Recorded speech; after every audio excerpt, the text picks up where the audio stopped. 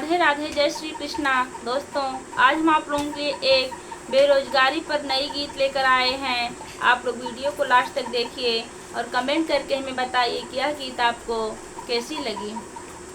बेरोजगारी से बेरोजगारी से जनता लाचार बा, करत हाय हाय बाना। बेरोजगारी से जनता लाचार बा, करत हाय हाय बाना।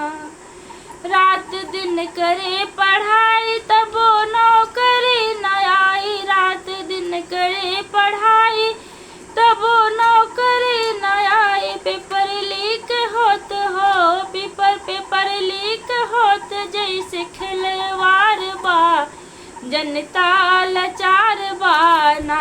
पेपर लीक होत जैसे खिलवाड़ बा, जनता लाचार बा ना। बेरोजगारी से लोगवा लाचार बा, करत हाय हाय बाना। बेरोजगारी से लोगवा लाचार बा, करत हाय हाय बाना। लोगवा कई के पढ़ाई जरे नरेगा में जाई, लोगवा कई के पढ़ाई जरे नरेगा में जाई। लोगवा कई के पढ़ाई जरे नरेगा में जाई। देखा पढ़ाई के हो, देखा पढ़ाई के भइल खिलवाड़ बा, जनता लाचार बा ना। देखा पढ़ाई के भइल खिलवाड़ बा, जनता लाचार बा ना।